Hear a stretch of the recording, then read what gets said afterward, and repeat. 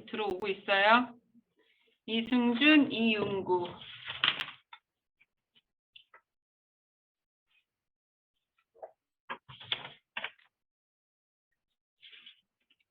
이윤구하고 이승준은 1시간씩 결석이에요.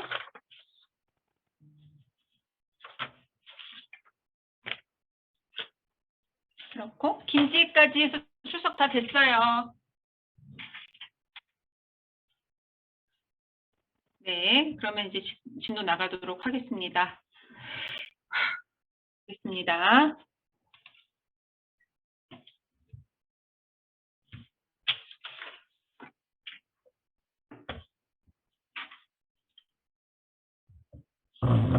이제 지금 이야기했던 거예요. 우리가 이제 표준화된 분자량과 머무른 시간과의 데이터를 가지고 우리가 이제 언노운 샘플의 분자량을 알아낸다. 그 얘기를 했었는데 그걸 조금 더 구체적으로 보도록 할게요.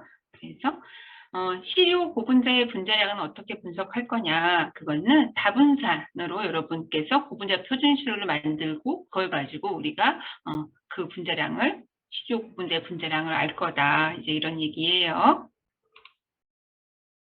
Recording in progress. 네, 그래서 일반적으로는 폴리스타일에는 음이온 중합이 가능하고요. 음이온으로 중합을 할 경우에는 음이온 중합을 할 경우에는 거의 1.06 단분산에 가까운 애들을 만들 수가 있거든요. 그래서 우리가 분자량도 조절할 수 있고 원하는 분자량, 단분산에 원하는 분자량을 갖는 고분자를 만들 수가 있어요. 거의 비슷하게. 그래서 그렇게 이제 폴리스타이렌을 가지고 우리가 만들어서 지금 아까 얘기했던 것처럼 여기 10만, 8만, 5만, 2만 이렇게 네 가지를 만들었어요. 그런데 이거 말고도 다양한 분자량을 만들어야겠죠. 다양한 분자량을 만든 후에 우리가 체크해야 되는 것은 머무름 시간에 따른 분자량 데이터가 있어야겠죠. 그렇죠? 그래서 얘는 예를 들면은 150에 2만이다, 110에 10만이다 이런 데이터들이 있어야 된다. 시간과 용리부피는 같은 개념이라고 했어요. 용리부피를 하든 시간으로 하든 그거에 따른 분자량의 콜레이션 관계를 가져야 되는 것이고 그거에 대한 그림이 이거예요. 그래서 지금 X축을 보니까는 GPC 카운트 넘버하고 원 카운트가 5세제곱 센티미터라고 나와 있거든요. 예를 들면은 그럼 여기가 30이라고 하는 것은 여러분 부피가 30이라고 하는 GPC 카운트 넘버를 가지면 넘버가 30이에요. 그러면은 용리 부피가 얼마란 얘기냐면 그렇지. 150 세제곱 센티미터라는 얘기인 거죠.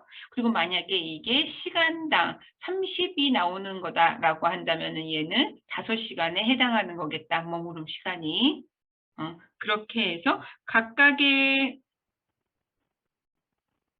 다양한 분자량에서 다양한 M 분자량이에요. 다양한 분자량에서 머무름 시간을 체크한 거예요. 그러니까 지금 데이터가 몇 개 있냐면 하나, 둘, 셋, 넷, 다섯, 여섯, 일곱, 여덟, 아홉, 열, 열하나. 여기는 데이터가 4개 있지만 11개의 분자량을 단분산 분자량을 갖는 폴리스타이렌을 만들어서 이미 개의 분자량은 알고 있고 개의 머무름 시간 또는 용미 부피를 계산해서 플러스를 한 거예요. 이 플러스 이해 가세요?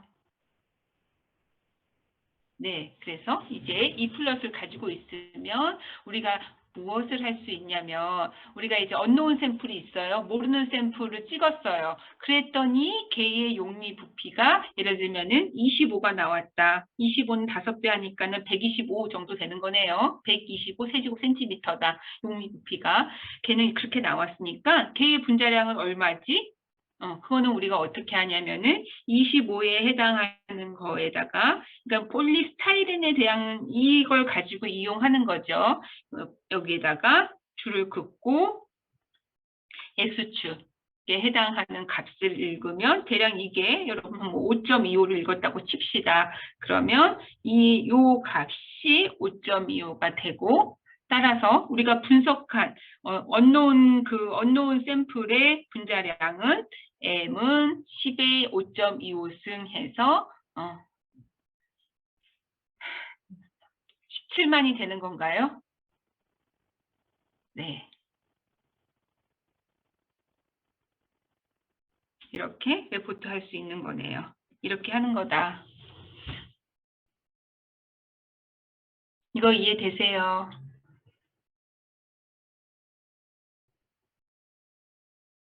어려워요.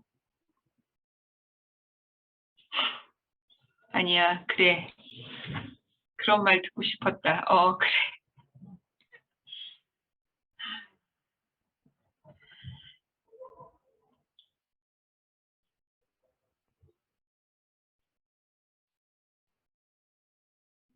네.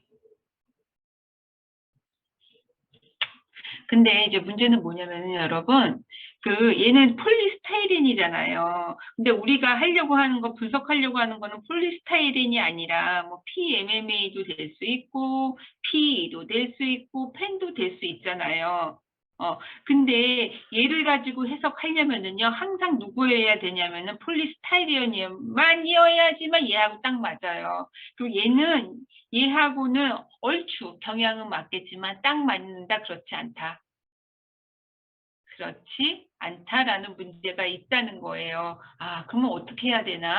그래서 이제 항상 맞는 게 아니다. 그러니까 여기에 딱 맞는 건 우리가 걔가 고분자가 언노운 샘플이 폴리스타이렌일 때만 딱 맞는 거지. 얘를 가지고 이런 거 분석하는데 폴리스타이렌 가지고 할 때는 좀 문제가 있다. 완전 딱 맞지는 않는다.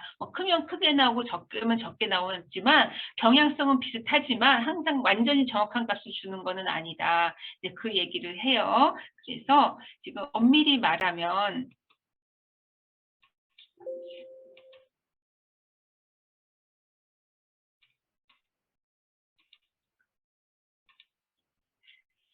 그래서 이제 이걸 가지고 우리가 언노운 샘플을 분석하려면은 특정 고분자 예를 들면 얘는 폴리스타이렌이니까 우리가 모르는 애는 폴리스타이렌이어야 된다는 거예요. 근데 이런 경우는 거의 없죠.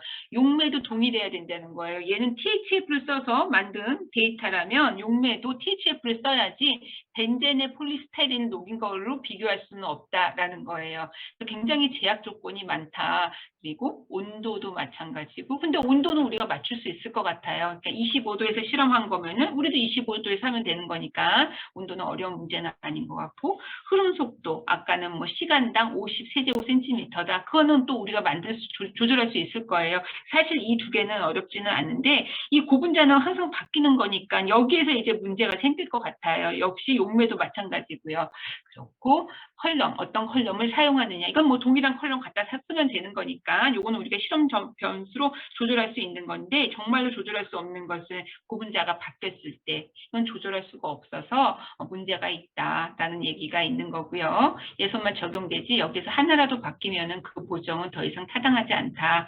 하지만 우리 기존에는 어떻게 했냐면은 그냥 얘는 폴리스타이렌이 아니지만 폴리스타이렌을 기초로 해서 분석을 했다면 분자량이 얼마다라고 그냥 그 분석 그 시트에다가 어나운스를 해주면은 얘가 PMMA이지만 폴리스타이렌하고 비교했을 때는 이 정도 되는구나라고 비교값 정도는 될 수 있다. 이런 얘기가 이제 책에 나와요. 만약에 다른 고분자를 분석할 때는 그러면 어떻게 하느냐? 그거는 우리가 절대적인 값이 필요한 게 아니라면은 내가 얘는 3만으로 했지만 이거는 폴리스타이렌을 기준으로 한 거다라는 것을 그냥 옆에다가 보고해 주는 걸로 우리가 그 정도는 받아들일 수 있다. 뭐 이렇게 이야기를 했고요. 이게 이제 과거의 얘기고요.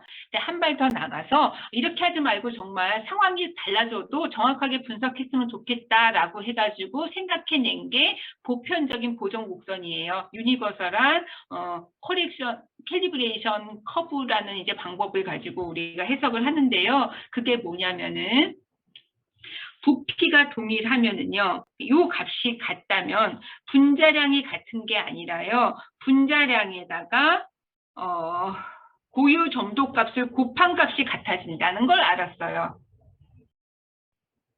그러면 어떤 고분자가 오더라도 여러분 동일 부피만 같으면요, 요 값은 항상 같아져요. 그러면 이제 우리가 요 값으로만 플러스를 하면은 우리가 모든 경우에 대해서도 적용할 수 있다 이런 의미를 갖는데요. 그래서 즉 부피가 같다면 요게 같다면은 그게 폴리스타이렌이든 그게 PMMA든 상관없이 얘가 폴리스타이렌의 이 두 가지의 곡은 PMMA의 두 가지의 곡과들 같대요. 그래서 이거는 항상 모든 경우에 다 적용되어지는 것이기 때문에 우리가 좀 더 보편적인 상황에 더 적용이 잘 된다. 보편적인 경우다. 이렇게 보시면 되시고, 그러면 이거 조금 정리하면 우리가 이 M이라고 하는 것을 우리가 마크로이프 이퀘이션을 가지고 집어넣으면은 고유 점도는 K의 M의 A승이었었잖아요. 그렇죠? 그래서 고유 점도 대신에 요 마크로이프 이퀘이션을 집어넣으면 K가 되고 M이 되고 A 플러스 1승이 되는 거죠. 네. 그래서 고유 점도 대신에 요걸 넣으면 이렇게 되고, 네. 그래서 얘하고 얘를 가지고 우리가 무엇으로 정리할 거냐면은 우리가 구하고 싶은 것은 요 M이에요. 그렇죠? 그리고 이 보존곡선으로부터 구할 수 있는 것은 이거란 말이에요. 스타일엔에 대한 거. 그래서 M은 요거와 요식을 정리하면은 K분의 뭐 이렇게 정리가 될까요?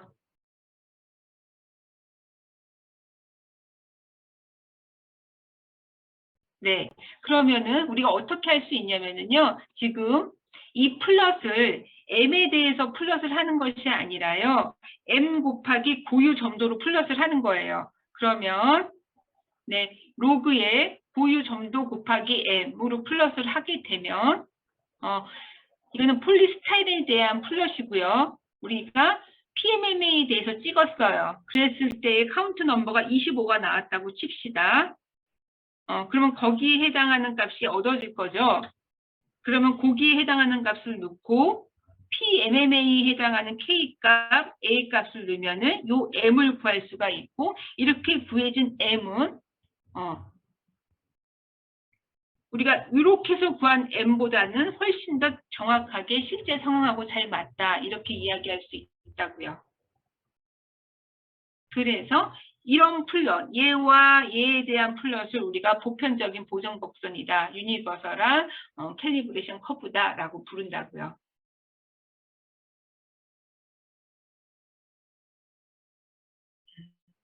근데 이제 실제적으로 여러분께서 GPC를 돌릴 때에는 이미 분자량 여러분이 이렇게 해서 구하는 것이 아니라 이런 것들이 다 프로그램화 되어 있어서 여러분께서는 버튼만 누르면 이제 걔가 다 계산해가지고 여러분이 분석하려고 하는 분자량이 얼마다라고 레포트 해주기 때문에 여러분께서 걱정할 필요는 없어요. 근데 거기에 숨은 원리는 이렇다라는 것을 말씀드리는 거예요. 네, 그래서 실제적으로는 여러분께서 GPC를 돌릴 때에는 여러분이 회사에 가서 GPC 담당이 됐다. 그래서 여러분이 돌릴 때에는 그냥 여러분께서 엔터만 추면 된다. 버튼을 누르면은 자동적으로 분자량은 계산해서 주는데 그것은 지금 우리가 앞에서 봤었던 유니버설한 보정 곡선을 이용하고 그리고 GPC 그리고 이제 크로마토그래프가 얻어질 거잖아요. 이렇게 크로마토그래피가 이렇게 얻어질 텐데 요 적분값을 가지고 걔가 자동으로 계산을 하는데 수평균 분자량은 요 적분한 거 이게 적분하면 결국에는 전체 무게가 되거든요. 그리고 전체 무게를 M으로 나눈 거니까 수가 되는 거죠. 이렇게 적분한 값으로.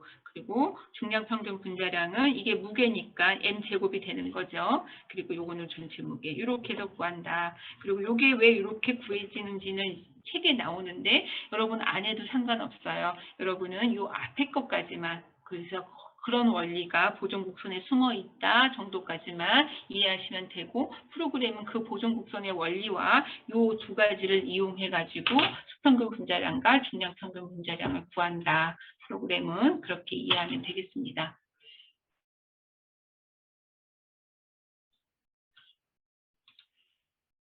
Recording stopped.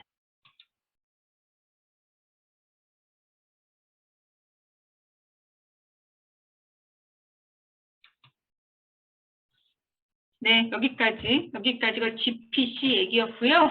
여러분 책 잠깐 보고 우리 5장을 마치도록 할게요. 책 갑시다. 지금 한 개 91페이지.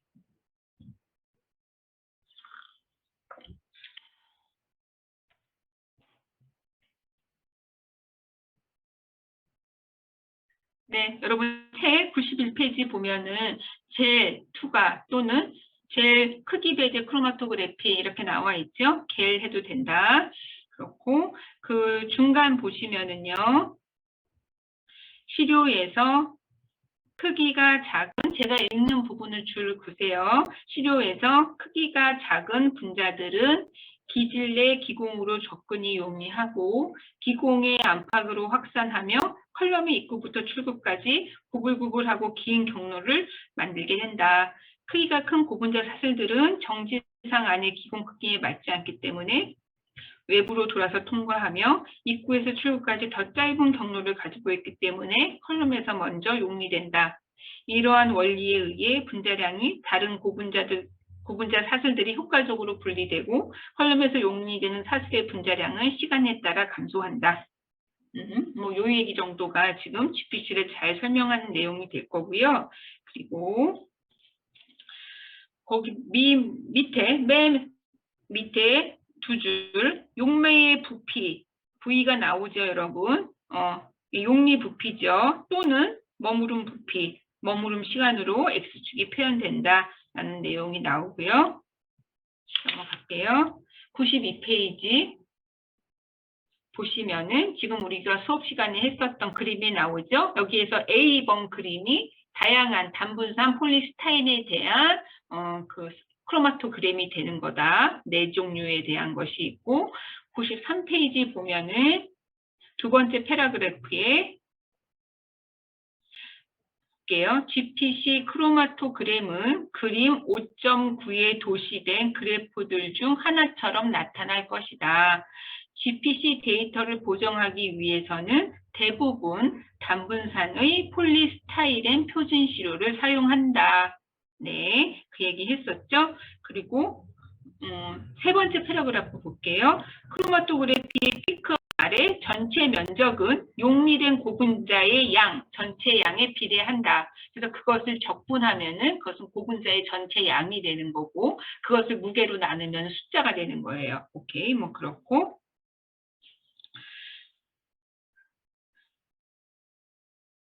예, 맨 마지막 문장을 읽을게요. 일반적인 GPC는 상대적인 방법이다. 그러므로 정량적인 결과를 제공하기 위해서는 분자량 M과 용리시간 T 사이의 관계가 단분산의 고분자 표준 시료를 이용한 보정을 통해 확립되어야 된다. 이러한 보정 곡선은 그림 5-10에 나타났다. 그리고 일반적으로 로그 분자량 대 시간의 개념 또는 부피의 개념으로 표현한다 해서 넘기시면 94페이지에 GPC 카운트 넘버에 따른 분자량의 로그값을 표현하고 있죠. 그런데 그 밑에 보면은 엄밀히 말하면 보정 곡선은 그 곡선을 만들기 위해 사용된 특정 고분자, 여기 폴리스타이렌이죠. 용매, 여기서는 THF죠. 온도, 흐름 속도, 컬럼 등에서만 작용되고 이 중에서 하나로라도 바뀌면은 그 보정은 더 이상 타당하지 않는데 과거에는 그렇기 때문에 그냥 이거는 폴리스타이렌에 대해서 얼마다 그렇게 그냥 어나운스한 걸로 끝났지만 예, 요새 더 연구를 해서 보편적인 보정 곡선을 얻었는데 그 방법이 분자량으로 표현하는 것이 아니라 분자량 곱하기 고유 점도로 표현하면은 모든 경우에도 잘 맞는다. 그런 얘기가 95페이지에 나와 있어요. 그렇고 95페이지의 두 번째 줄에 보편적인 보정 곡선 있죠? 그거에다 줄 이렇게 보시고 그걸 가지고 만든 게 5에 36, 5.36씩이 되는 거예요. 네, 그 부피가 같으면 항상 같은 건 뭐냐면 분자량이 아니라 분자량에다가 고유 정도로 같은 값이 곱한 값이 모든 경우에 대해서 같아진다라는 내용이에요. 그리고 이제 그 밑에가 쭉 적분하는 방법, GPC 기계가 적분하는 방법이 95, 96, 97페이지에 나오는데요. 여러분 뭐 굳이 안 해도 될 것 같아요. 이 내용은 몰라도 될 것 같고 그렇게 되면은 5장을 마치게 되네요. 네, 그러면 이제 6장 들어가도록 하겠습니다.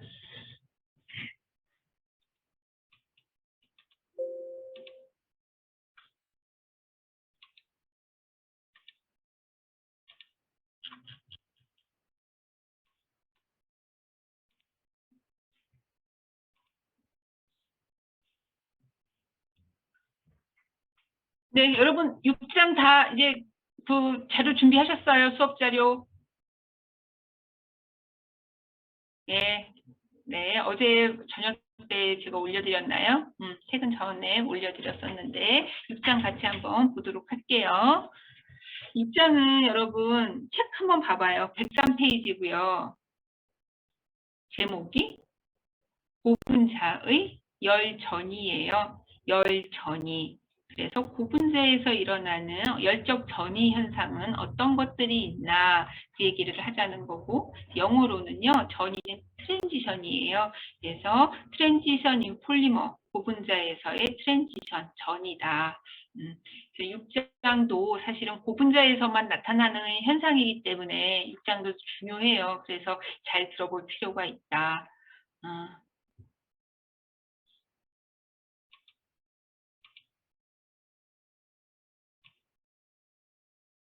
제가 약간 소리를 좀 키울게요, 여러분. 좀 이따가 영상 하나 보려고 해서 그러는데요. 네, 넘어가겠습니다. 그러면 여기서 다루려고 하는 게 뭐냐는 건데요. 이거예요. 열전이라고 하는 것은 뭐냐면요. 어떤 물질의, 잠깐요, 저장이 안 돼서. Recording in 6장 progress. 고분자에서의 열전이에 대해서 하도록 하겠습니다. 예, 열전이라는 것은 방금 얘기했던 것처럼 어떤 물질에 열을 가했을 때 얘가 어떤 상태의 변화를 거치는데 그것을 우리가 열전이라고 불러요. 열로 인한 상태의 변화, 그게 열전이다. 열을 통한 상태의 변화다. 그래서 여러분 잘 알고 있어요.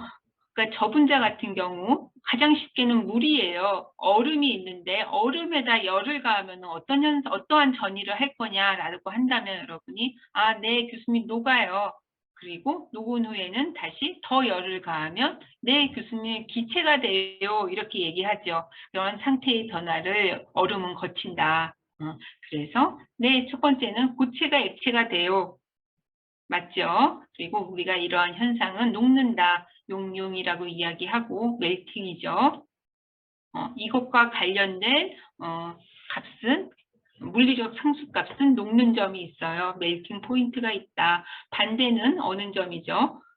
거꾸로는 액체가 고체가 되는 것. 그리고 우리가 녹는 점은 영어로는 멜팅 포인트다. 이렇게 이야기한다고 했어요.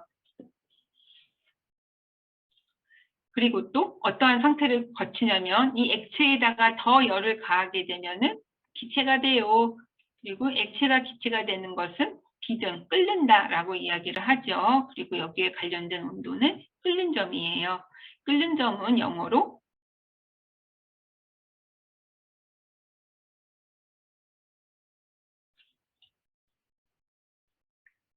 예, 그렇죠. 보일링 포인트 해가지고 BP가 되는 거죠. 이러한 상태의 변화를 거치는데 그러면 고분자는 고분자의 열을 가했을 때 어떠한 상태의 변화를 거칠 거냐라고 묻는다면 여러분 이미 알고 있어요. 그쵸? 열에 대한 반응 해갖고 여러분 정말 그거 열심히 여러분 공부하고 외웠었던 것 같은데 일단 선형 고분자나 가지 고분자 같은 경우에는 열을 가하면은 어떠한 상태의 변화를 거치냐면 걔도 역시 어떤 상태에서 어떤 상태로 갈 수 있어요.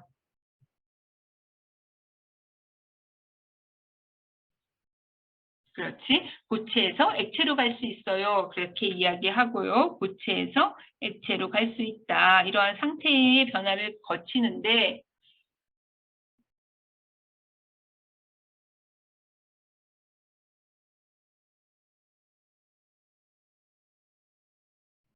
근데 이걸 우리가 고체에서 액체는 여러분 결정성 고분자도 고체에서 액체로 가지요. 맞아요. 그렇고 그런데 결정성 고분자는 그거에 대한 크리티컬한 템퍼처가 있어요. 그러니까 어떤 온도를 도달하게 되면 결국에 그렇죠. TMA에 도달하게 되면 이제 고체에서 액체로 가는 거고요. 그런데 무정용 고분자라고 하는 것은 무엇이 없기 때문에 결정이 없기 때문에 TM이라는 거는 없죠. 그쵸? 그렇지만은 고체에서 액체로는 가나요? 네, 고체에서 액체로는 가요. 근데 약간 좀 구별해서 알 필요가 있어요. 여러분, 그 저분자 같은 경우에는 모든 애들이 다 100% 결정이기 때문에 고체에서 액체가 된다라는 말하고 결정이 깨진다는 말은 같은 표현으로 사용할 수가 있고 그 모든 경우에 다 NP가 있다라고 이야기하면 되는데 고분자 같은 경우에는 무정형도 고체에서 액체로 되고 결정성도 고체에서 액체로 되지만 그쵸? 결정성 같은 경우에는 TM이 있고 무정형은 TM은 없어요. 그래서 TM이라고 하는 것을 고체에서 액체로 되는 온도라고 표현하기보다는 어떤 규칙적인 배열이 깨지는 온도 그렇게 표현하는 게 이게 무정형인 경우에는 TM이 없기 때문에 TM을 좀 더 정확하게 표현하는 방법이다 그렇게 이야기했었던 것 같은데 예, 그렇고 그러면 고분자는요 여러분 액체가 됐어요. 열을 더 가하면은요 기체가 되는 비등 현상이라는 게 있을까요? 없을까요? 여러분, 고분자가 기체가 됐다는 얘기 들어본 적 있으세요? 폴리에틸렌이 막 기체가 돼가지고 하늘을 날아다닌다. 없어요. 예. 그 고분자는 비등은 없어요. 기체가 되기 전에 이미 분해가 돼서 다 타버려요. 그러니까 더 많은 에너지가 들어가야지 기체가 되는데 그 전에 이미 단일결합이 다 끊어져 가지고 다 타버리기 때문에 고분자는 비등은 없다. 끓는 점은 없다. 그렇게 보시면 되세요. 네. 그렇고 근데 고분자는요 이런 거 말고요 또 어떠한 전이를 하냐 뭐 이런 것들이 이제 우리가 알고 있는 고체에서 액체가 되는 전이를 하는데 조금 결정성하고 무정형은 조금 다르다. 그래서 결정성 같은 경우에는 우리가 요 전이는 TM으로 되지만 무정형은 여하튼 고체에서 액체가 되지만 TM이라는 것은 존재하지 않는다. 뭐 이렇게 구별하고 있어요. 그러면은 또 다른 전이가 뭐가 있겠냐? 뭐 이것도 없는데 뭐 다른 게 뭐가 있겠냐 했더니 지금 그래서 6장에서 보자고 하는 것은 고분자에서만 관찰되는 또 다른 전이 현상은 뭐가 있느냐 그걸 좀 더 집중해서 보자는 것이고 그 전이가 바로 유리전이에요. 그래서 두 번째 파트로 이제 유리전이 영어로는 유리, 글래스, 전이, 트랜지션이다. 그래서 이거는 고분자에서만 보이는 전이어서 굉장히 중요하고요. 제가 대학원 다닐 때에 유리전이라는 과목이 하나가 있어요. 그래서 6개월 동안 유리전이에 대해서만 배우거든요. 굉장히 깊은 학문이다 이렇게 보시면 되는데 여러분한테는 그렇게는 하지는 않고 그냥 현상학적으로 일어나는 현상에 대해서만 가볍게 이해하는 걸로만 할 거예요. 왜냐하면 여러분은 학부생이니까, 그죠? 그렇고, 그리고 유리전이는 뭐냐라는 건데요. 이거는 무정형 고분자에서 일어나는 전이고요. 그 고분자가 배열되어 있는 고분자가 보이는 전이가 아니라 배열되어 있는 고분자가 보이는 전이는 TM이죠. 멜팅인데 배열되지 않는 고분자가 보이는 전이에요. 그래서 이렇게 막 랜덤으로 이렇게 있는 애가 보이는 전이가 유리전이인데 이러한 랜덤 고분자는 무정형 고분자는 특정 온도 이하에서는 굉장히 단단해요. 마치 뭐와 같냐면요 유리와 같아요. 유리와 같다. 유리와 같다는 것은 단단한 거 말고도 어떤 특성이 있냐면은 뭐 하기 쉬워요? 그래. 깨지기 쉽죠? 예, 깨지기 쉬운 특성을 가져요. 그러니까 고분자가 깨지기 쉽다? 특이하네. 그리고 이 온도 이상에서는 고무와 같아요. 고무. 여러분, 고무와 같다는 거는 어떠한 특성인 것 같으세요? 잘 늘어난다. 말랑말랑하다. 그쵸? 탄력이 있다. 뭐 이런 거. 말랑말랑하다는 게 가장 이제 적절한 표현일 것 같아요. 탄력이 있다. 말랑말랑하다. 그래서 이런 무정형 고분자는요, 어떤 특정 온도 이하에서는 뭐 유리와 같다가요, 그 특정 온도가 넘어가면은 말랑말랑한 고무와 같은 특성이 나오고, 그래서 이러한 유리와 같은 거동에서 고무와 같은 우리가 고체와 같은 거동에서 액체가 되는 것을 우리가 멜팅이다라고 우리가 이름을 붙여준 것처럼 유리와 같은 거동에서 고무와 같은 거동을 보이는 것은 우리가 유리전이다라고 이야기를 하기로 했어요. 그래서 그래스 트랜지션 유리전이가 일어났다. 이렇게 이야기하고 이 유리전이가 일어나는 그 특정 온도를 우리가 이런 특정 온도가 있을 거잖아요. 그 특정 온도에서 그런 전이가 일어나거든요. 그래서 그걸 우리가 유리전이 온도라고 부르고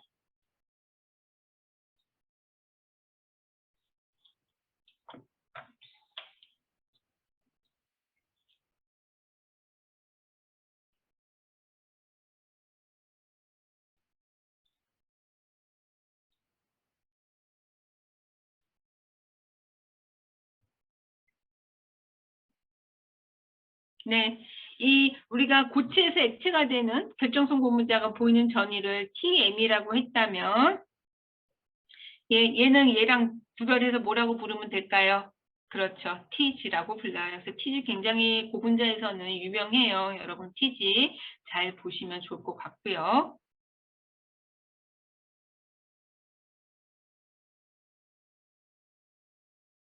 예, 그래서 고분자마다 TG 값이 다 달라요.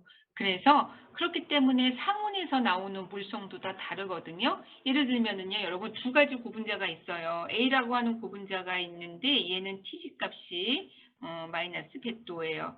B라고 하는 고분자는 TG 값이 40도예요.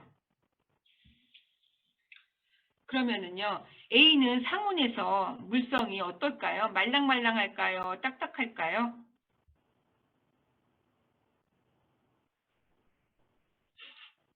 딱딱 말랑 어떤 거예요? A는?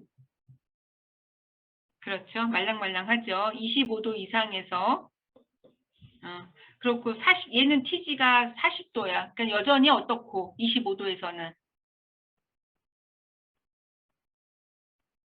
딱딱하죠. 딱딱해요. 그러면 여러분께서 이제 고무공을 만들어야 돼요. 그리고 A하고 B가 다 무정형 고분자예요. 그러면 상온에서 이렇게 탄성을 갖는 고무공을 만들려면 여러분 A라고 하는 재료를 선택해야 될까? B라는 재료를 선택해야 될까?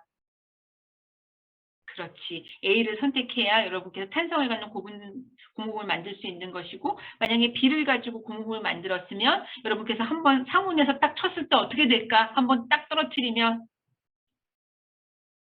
그렇지. 유리와 같으니까 깨지겠죠. 네, 깨져요. 이렇게 이야기하면 되는 거예요. 그래서 고분자에서의 TG 값은 굉장히 중요한 의미를 갖는다. 걔의 어떠한 어플리케이션, 어디에 응용할 수 있는지를 판단할 수 있기 때문에 TG 값이 상온 이하냐, 이상이냐 이런 거는 되게 중요한 의미를 갖는다라는 것이고 그럼 영상 하나 볼게요. 네, 이제 여러분, 요 장갑이 이제 그 고무로 만든 장갑이고, 우리가 니트릴 장갑이다, 이렇게 이야기하는 거고, MBR이에요. 그래서 아크릴로 니트릴하고 부타디엔을 공중합해서 만든 파란색 장갑이거든요. 여러분, 요 장갑 아시죠? 네, 그리고 우리가 실험할 때는 이 초록, 파란색 쓰지 않고 주로 무슨 색깔 쓰죠? 그래. 약간 아이보리색 장갑을 끼는데 그것도 역시 고무죠. 여러분, 그 고무는 상온에서 어때요? 여러분 끼는 장갑은 질질 말랑말랑하죠. 단단하지 않죠. 말랑말랑하니까 여러분이 쓰는 그 장갑은 무정형 고분자예요. 그 무정형 고분자의 TG 값은 여러분 끼는 그 장갑은 상온보다 낮을까 높을까?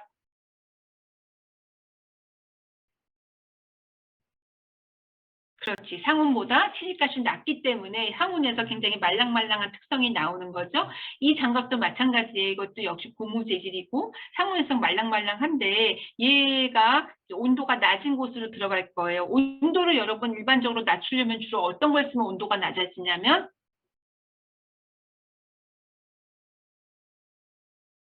뭐 얼음을 갖다 넣어도 되는데 얼음은 그렇죠. 0도밖에 안 된단 말이에요. 그 질소인데 액체 질소를 쓰면은 액체 질소는 거의 마이너스 200도래요. 마이너스 200도에다가 이 고무장갑을 담그게 되고 거기다가 오래 놔두면 평형에 도달할 테니까 고무장갑도 마이너스 200도에 도달했다 이렇게 볼 수 있는 거죠. 평형에 도달하면. 그러니까는 걔는 아마도 이 고무장갑의 TG보다 더 낮은 온도로 있을 테니까는 거기에서의 고무장갑은 또 말랑말랑한 특성이 나와야 돼요. 아니면 유리와 같은 특성이 나와야 돼요. 그렇지. 유리와 같은 특성이 나와야 되는 거죠. 그걸 이 사람이 이제 보여주고 있어요. 얘가 이제 실험을 할 텐데요. 한번 보도록 합시다. 영어로 이 사람이 교수인 것 같고요. 이 사람이 이제 조교인 것 같고 얘는 더 조교인 것 같아요. 이 조교의 또 조교. 그래서 이제 이 사람이 주로 실험을 하는데요. 이 교수가 무슨 얘기 하는지 한번 잘 들리는지 한번 들어보세요. Okay, so next nitrogen demo. Yeah, do the glove. Okay, so this is out of material and you can just see the difference.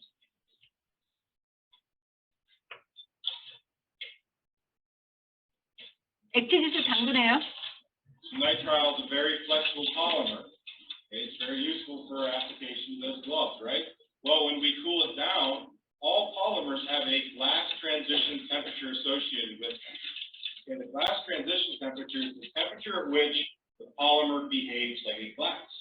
So putting the nitrile in extreme temperatures, we will lower it below its glass transition temperature. And Catherine's going to show you what happens when you do that. Hopefully it'll break.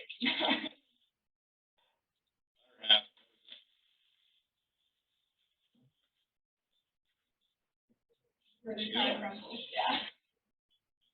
So we lowered it below its glass transition temperature, something that's super flexible is now completely burning. 네.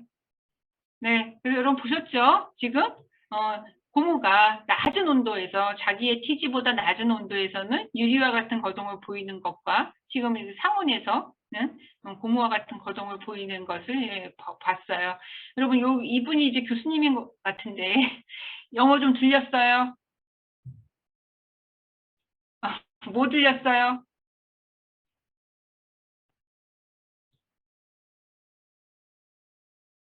몰라. 온도. 네.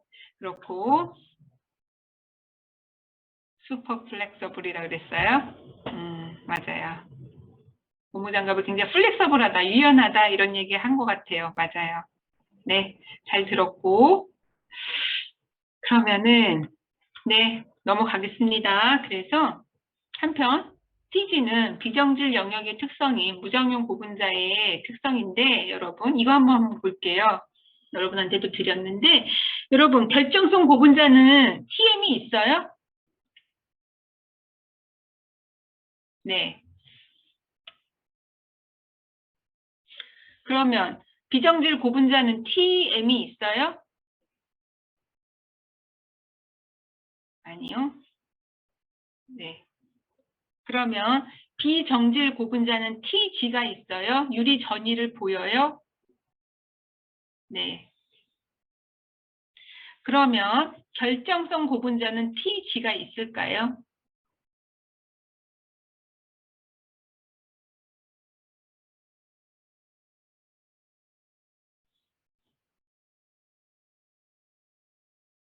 네, 있어요. 잘했어요. 네. 왜 있어요, 여러분? 결정성 고분자가 TG를 가지는 이유를 설명해라 하면은 뭐라고 하면 될까?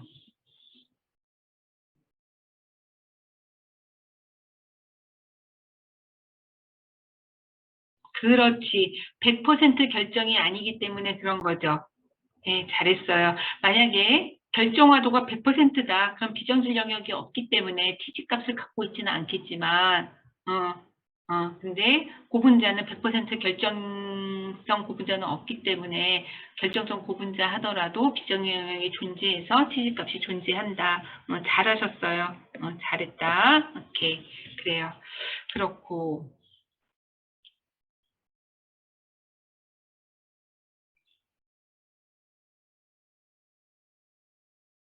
네.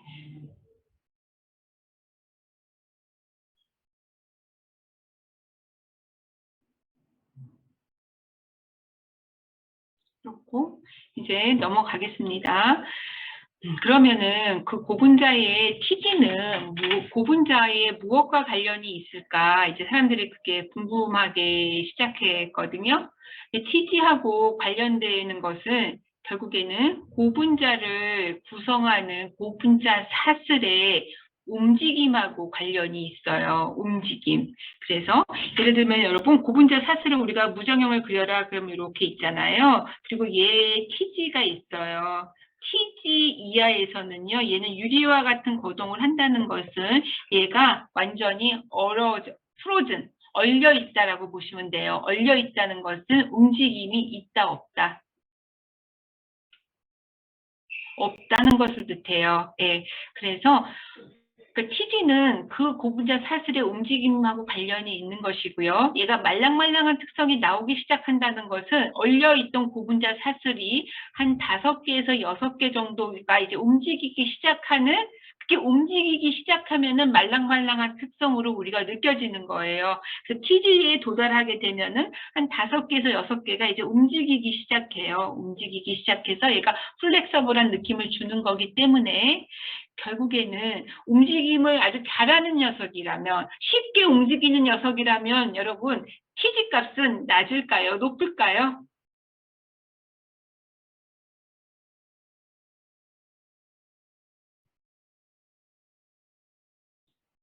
그 녀석이 잘 움직이게 태어났어. 그치? 그러면 걔는 낮은 온도서부터 움직이기 시작하겠죠?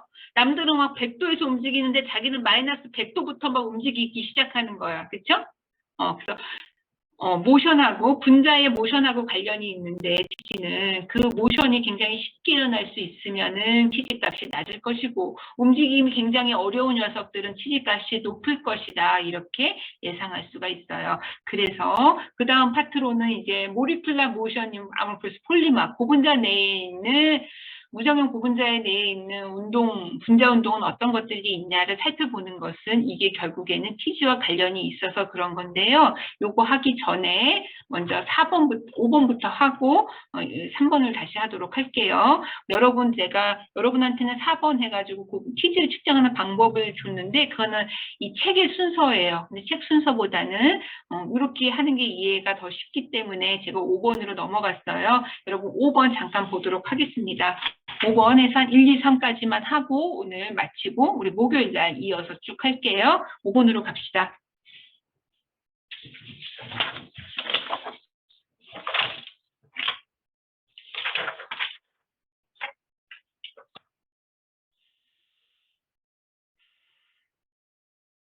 네, 5번으로 오셨어요.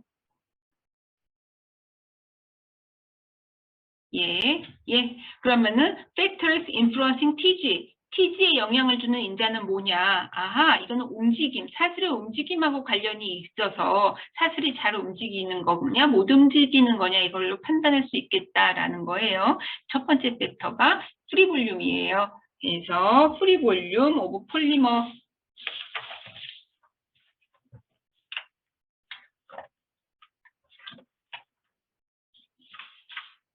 프리 볼륨은 한국말로는 프리, 자유예요. 볼륨은 부피예요. 그래서 고분자의 부피, 자유 부피를 의미한다. 자유 부피인데요. 프리 볼륨. 프리 볼륨은 아마 저분자에서는 언급되지 않는 부피인데 얘가 의미하는 바는 뭐냐면은 그거예요, 여러분. 고분자 필름이다 하면은 고분자 필름이면 이렇게 필름이죠. 그런데 자세히 보면은 안 보이죠. 그렇지만은 우리가 그냥 보인다고 치면은 고분자 사슬이 이렇게 있을 거예요. 실제적으로 이 물질의 부피는 이거지만 고분자에 의해서 차지한 부피는 뭐 이 정도가 고분자에 의해서 차지하는 부피이고 나머지 여기 이런 데는 무슨 공간이다? 차 있다, 벼 있다, 비어 있다. 그래서 얘는 빈 공간이다. 이렇게 볼 수 있는 거죠. 이렇게 고분자에 의해서 점유되지 않은 이러한 빈 공간을 우리가 자유부피라고 불러요. 프리 볼륨. 이해하시죠? 네. 그러면 여러분, 여기서 질문할게요. 고분자는 어떤 애는 자유부피가 많은 애가 있고 어떤 같은 부피 내에서 어떤 애는 굉장히 빼곡하게 막 다 차 있어요. 다 차이에 있고 어떤 애는 듬성하게 이렇게 두 개 있어요. 실질적으로 자유부피는 얘가 더 많이 있죠. 1번하고 2번 중에 그러면 누가 더 움직임이 쉬울까요? 당연히 2번이겠죠. 그러면 누가 더 TG가 낮을까요? 그렇지. 그래요. 그 얘기를 하는 거예요. 네, 잘했어요. 오늘은 조금 다들 정신을 좀 차렸나?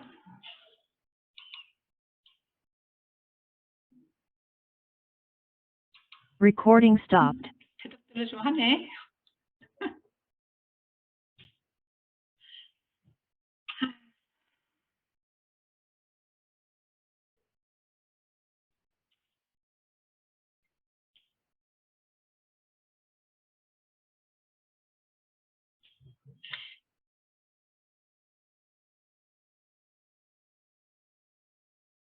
제가 그 회사에 처음 들어갔을 때, 대학 선배가 있었어요, 회사에.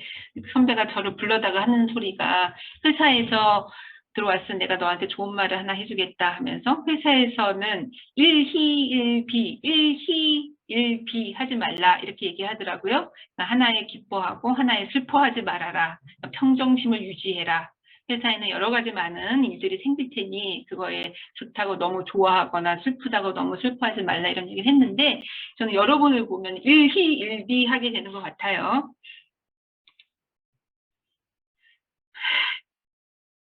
20년이 됐는데도 여전히 여하튼 네 헛소리고요.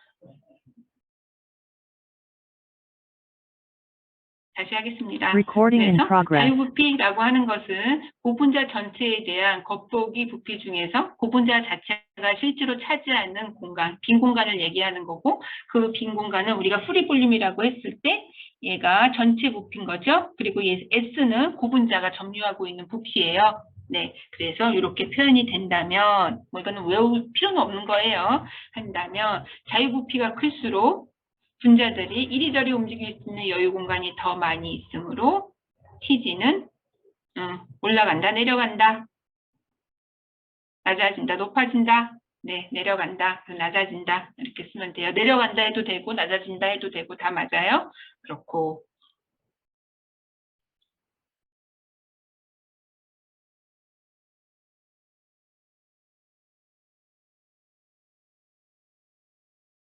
두 번째는 attractive force between the molecule이에요. 분자들 사이에서의 여러분 attractive force 하니까는 1차 결합과 2차 결합 중에 어디에 해당하는 것 같으세요? 그렇지. 2차 결합에 해당하는 것 같죠? 네, 잘했어요. 2차 결합인 거고요. attractive니까 끄는 거죠. 그러니까 인력을 의미한다. 인력이 크면 클수록 여러분 움직이기 쉽다, 어렵다? 어려워서 TG는 올라간다, 내려간다? 올라간다, 높아진다. 그렇게 하면 되는 거죠. 오케이, 잘했어요. 잘했어요. 그래서 분자들이 강하게 묶여 있을수록 운동을 유발하는 데는 필요한 에너지가 더 많이 요구되기 때문에 TG는 올라간다, 높아진다. 이게 답이고 예를 들어서 폴리아크릴로니트릴 아까 우리 그 장갑 있잖아요. 니트로 장갑이 니틸 장갑이 요걸 가지고 하고 부타디엔하고 공중합한 거예요. 니틸 장갑 같은 경우에는 여기 아크릴로니트릴은 CN기를 가지고 있고 여러분 이거 어디서 한번 봤냐면은 여러분 얘 선형고 분자예요. 가교고 분자예요.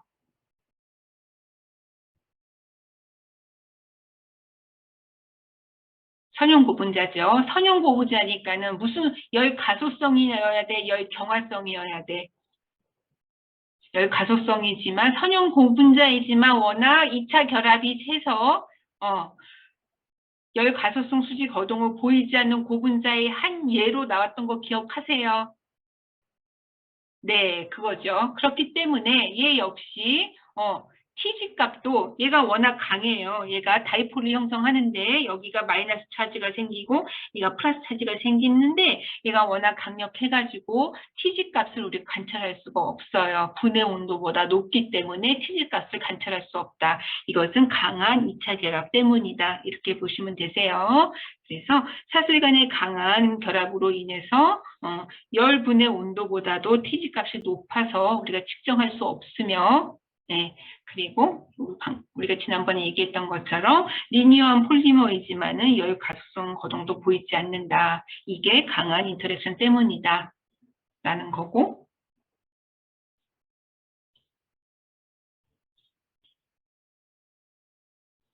세 번째는 이건 뭐 1초만 얘기하고 마칠 건데요. Internal mobility of the chain이에요. 그 체인의 내부 모빌리티, 움직임인데 그건 뭘 의미하냐면 that is 즉 their freedom to rotate about bonds. 결합의 주위에서 얼마나 잘 회전하느냐, 회전에 대한 자유도. 회전을 잘 하면은 내부 모빌리티가 높은 거고 회전을 잘 하지 못하면은 내부 모빌리티가 낮은 거예요. 여러분, 회전을 잘하는 녀석들의 TG가 높을까요? 회전을 못하는 녀석들의 TG가 높을까요? 회전을 잘하는 애가 TG가 높을까? 회전이 잘 안 되는 애가 TG가 높을까? 그렇지. 회전이 잘 안 되면 TG가 높겠죠? 뭐 그 얘기를 하는 거예요. 그래서 여기 보면은 이거는 다음 시간에 다시 설명할게요. 회전에 대한 에너지가 클수록 회전을 하기가 좀 힘들수록 에너지가 크니까 회전하는데 필요한 에너지가 더욱 많이 요구되어서 결국에는 TG는 높아진다 아니면 낮아진다.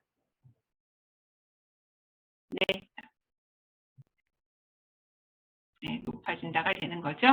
네, 그래서 여기 사슬이 있으면은 뭐 이제 회전을 얼마나 잘하느냐 이게 그 TG 값하고도 연관이 된다라는 얘기인데 제가 나중에 이제 그 회전 에너지와 TG 값하고의 상관관계 뭐 이런 것들을 한번 얘기해 보도록 할게요. 네, 오늘은 Recording stopped.